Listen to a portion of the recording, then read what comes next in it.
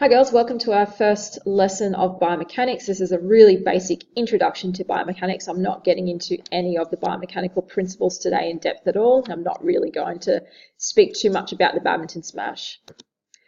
So our learning objectives for today are to understand what biomechanics is and be able to identify its role in sport in general. So what is biomechanics? If we break the word down, bio is living, mechanics is movement. So biomechanics is the science concerned with the internal and external forces acting on an organism, which in our case is the human body, and the effects produced by these forces.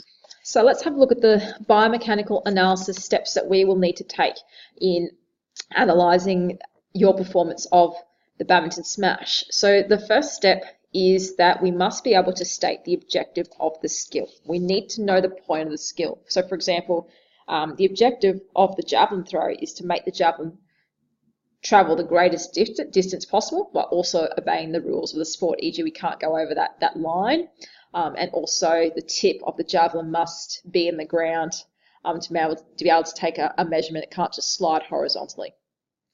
If an objective is not identified correctly, an incorrect analysis may result. So in regards to the badminton smash, you must know the objective of the skill.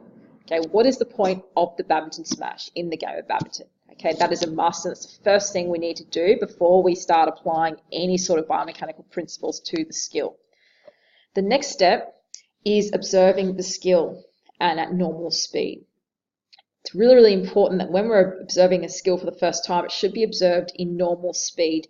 This will demonstrate the skill as it's naturally performed in real time, e.g. its timing, its coordination, its sequencing, spatial characteristics, and it should be viewed many, many times. Okay, so in class, you'll be taking ample videos of your performance in real-time motion before we use slow-mo motion in order to analyze the movement pattern of the smash. Okay, really, really important. First time we view it, real time.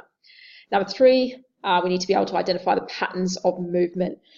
So that could be anything: standing, walking, running, stopping, jumping, leaping, hopping, landing, falling. Now think about badminton, think about the smash. What movement patterns are associated with that skill? So for example, obviously there's a jump. Okay, hopefully you're going to get off the ground when you're doing the badminton smash. There's landing. Okay, there's standing, getting ready in your stance. All right, there's running and stopping as well. All right, so we must be able to identify the objective, observe it in normal speed, identify the pattern of movement. Okay, that's the next step. Number four, now you should all know this step, break the skill down into subroutines. Now you did that with your volleyball underarm or overarm serve. You broke the skill down into its subroutines, and I've got some examples there. So the preparation phase, backswing phase, forward, point of contact, follow through phases. Okay, within that stage,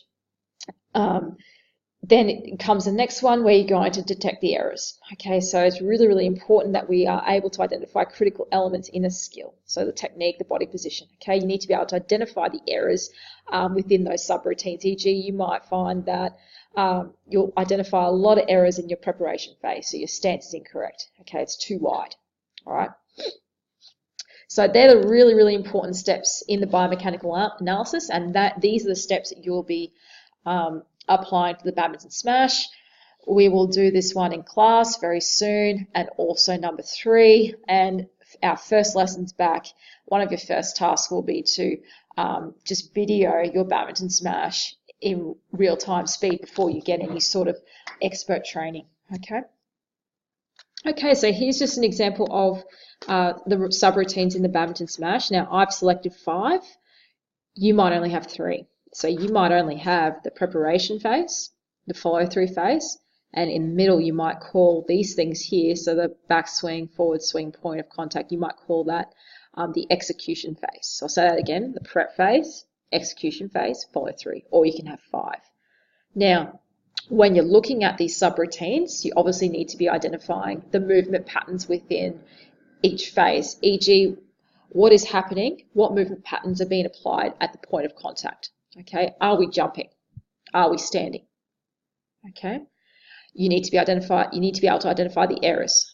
So e.g., in the backswing phase, What are some errors that I can identify in that phase of the badminton smash? Okay, so that's just an example of what we are going to do to break the skill down and to biomechanically analyze it. So the biomechanics of the badminton smash, I'm only going to talk really briefly about this today.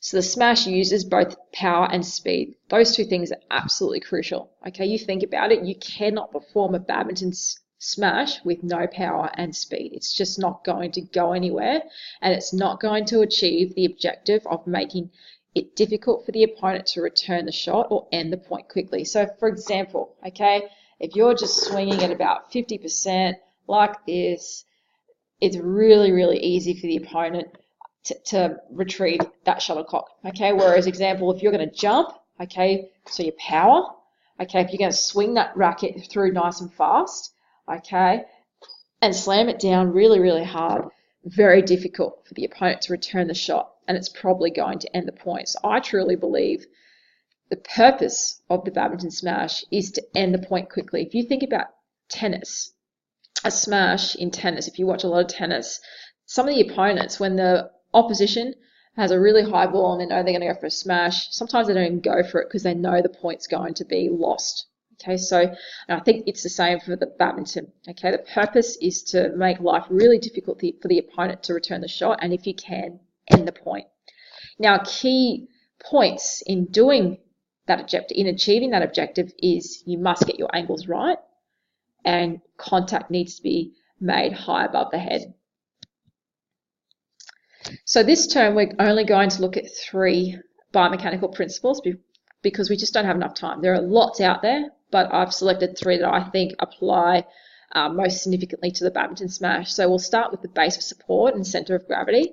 We'll then move on to levers, and then angle of release, height of release, speed of release. Now, for your homework tonight or over the next week, you need to get onto ClickView online and view and type into the search bar biomechanics of the body. It goes for about 27 minutes, and you need to view it and focusing specifically on these 2.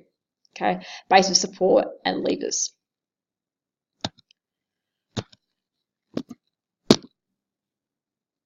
Now we're just going to finish with about a 3-minute biomechanics video that gives you a general introduction to biomechanics, so please take some notes.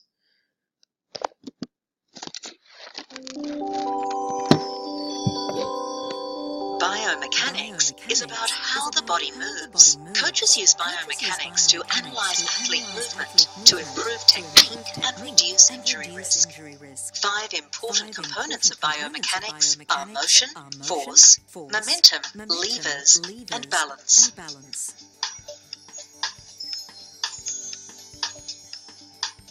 Motion is the movement of the body or an object through space. Speed and acceleration are important parts of motion. In the javelin throw, I need to analyse the speed of the athlete as well as the angle and height of release.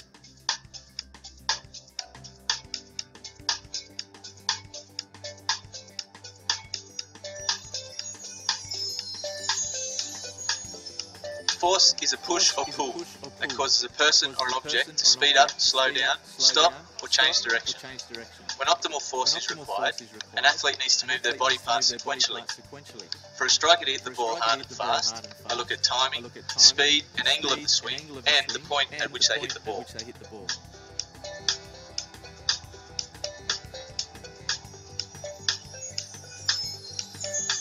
Momentum is a combination of weight and speed. There are 2 types of momentum: linear, which is about movement in a straight line, and angular or rotation momentum. For a tumbling sequence, I need to understand linear momentum for the approach and to ensure a stable landing.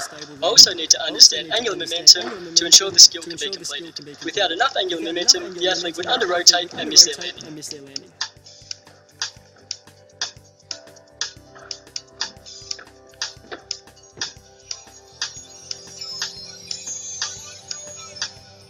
Our arms and legs act as levers, as does any equipment that extends length, such as rackets, bats, or paddles. There are 3 parts to a lever: the resistance arm, the force arm, and the axis of rotation. In rowing, the resistance arm is the outboard part of the oar. The force arm is the inboard part of the oar, and the axis of rotation is the pin. The levers can either be used to increase speed or force. In rowing, the oar is a speed lever, as the outward part of the oar is longer than the inward part of the oar. The longer the outward, the faster the boat can go. However, the longer the lever, the more force required by the athletes.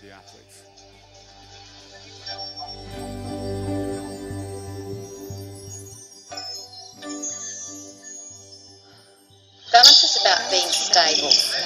An important principle of balance is the alignment of the centre of gravity over the base of support.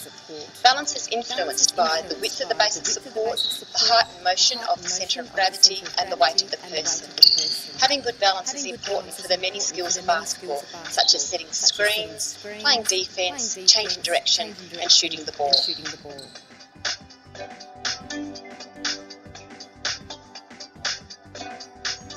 By gaining a better knowledge of the components of biomechanics, coaches can better analyse their athletes and use that information to improve performance. Ask yourself these questions. How do these components apply in your sport? Motion, force, momentum, levers, and balance. How can you gather and use information about these biomechanical components to improve your athletes?